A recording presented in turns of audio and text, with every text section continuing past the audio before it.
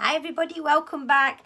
I thought I'd come on and just share with you. I think I made one of these before, but I wanted to show you in a bit more detail. A little 8-page book, but it's like an emergency sketchbook that you know, you're going on holiday or an unexpected business trip, and you're a person who likes urban sketching, or you like to just write down some things like a notebook or all sorts of things like that.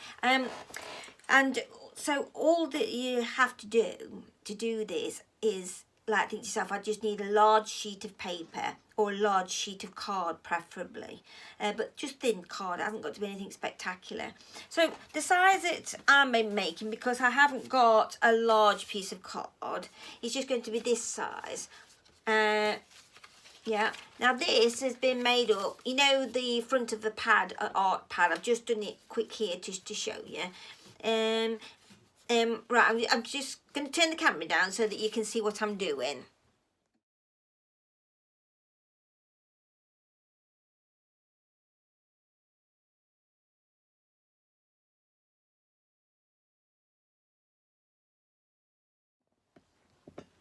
So, this would be what you've got. I've not done anything with this. I've just used this to have a practice a few times with it. So you'll get 1, 2, 3, 4, 5, 6, 7, and then your back page will be 8. Right. Obviously, the smaller your page, the smaller the book will be. So here's one, a little one. Look, 1, 2, 3, 4, 5, 6, 7, 8. Yeah, so the idea is to have some fun, but, you know, like I said, an emergency sketchbook would be, you know, ideal. So this is how you do it. So I've got a size A3 size sheet of paper will give me this size little notebook. So obviously the bigger the sheet, the better. But I'm just going to explain it to you. It's dead simple. I've just splashed paint all over this. It's very faint, but I thought it'd just make it be nice. It's just watercolour paint, and then I've dried it. And I'm using a bone, just because I like the feel of them actually. Right. And then all that you do is you get your paper and you fold it lengthways in half. Make sure you're matching up the corners.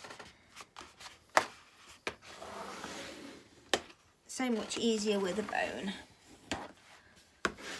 You see, if you're in a rush and you haven't got a sketchbook handy, it's ideal. It's something, or a notebook. You might be going to a meeting, you need a notebook. Okay, so you do it this way. And then you're going to fold it in half the other way. Make sure you get your corners level.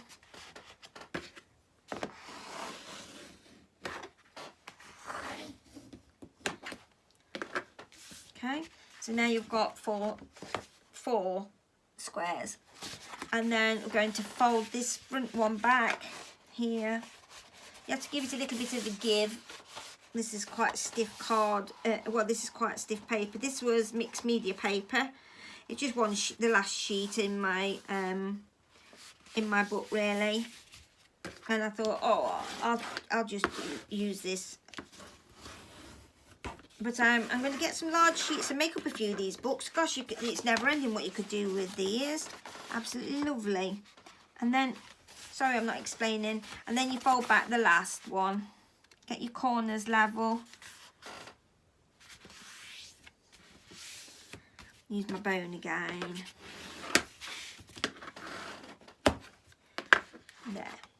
Okay, so now when I open that up, I've got a M shape, but I want it the opposite way around. I want it that shape there. So that part in the middle there is the part that I want. Can you see that? So you take this,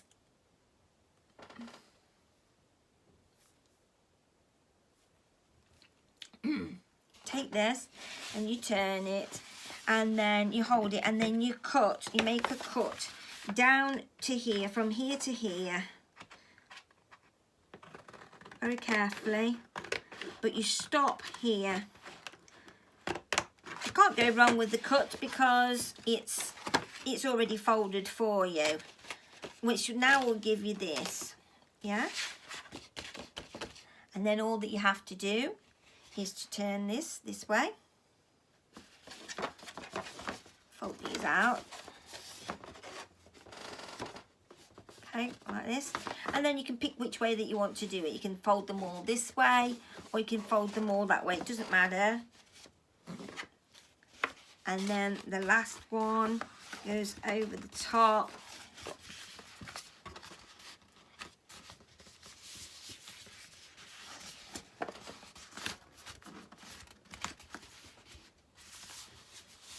Your bow.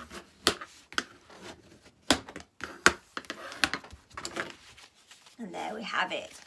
So you've got 1, 2, 3, 4, 5, 6, 7, and then the back page 8. And there you have it. A nice simple little book. So you can do with it what you like. So simple, and it's so handy as well, because it's not going to come apart, and you can just keep it, and it's never ending. As you can imagine, the excitement with me to be able to have a nice little book. And as I say, so if I wanted to show you now the inside of what I've done, I would just do the folds the opposite way. Because on the inside here, I've done some lovely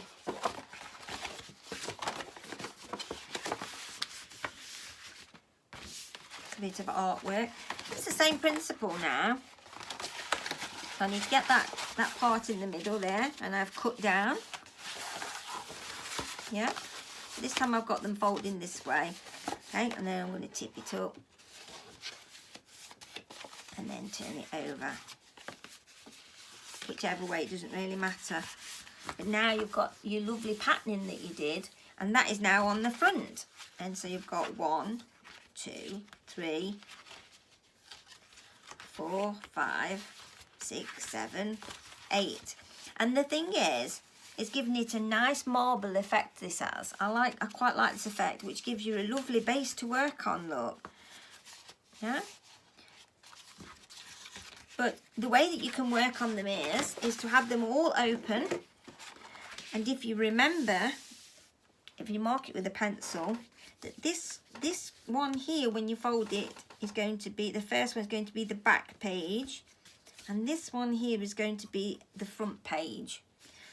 And as you work on your work, you can do whatever it is that you want to do on your work. You work your way around like that. Turn it round. So that when you fold it, here,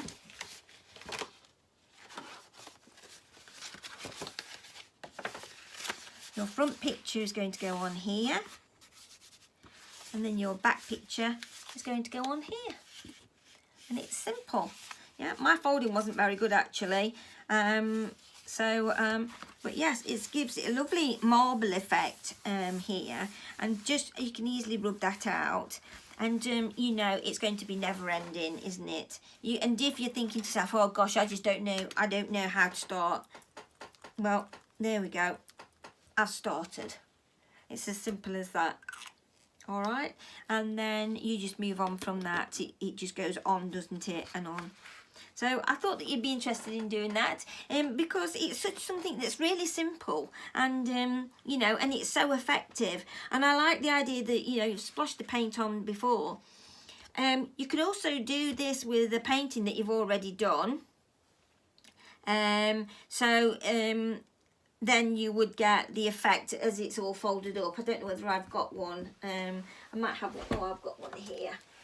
So if you didn't want to work on them like that, so here's like just a one that I'd started, a Neuro art picture. Did this at a class actually. So same principle, yeah. So in this case, then you've got either front.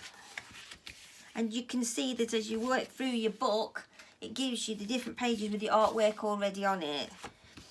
I'll do another video to show you a really nice one that's been done. I haven't done one yet, but I just wanted to give you the idea, so you've got like one that you can do with your artwork, one that you could work on if you wanted, like I was working on this one as you're going along. This was just a small one on some photograph paper, but this was only A4, so if you're only using an A4 size piece of paper, it's only going to come out this big.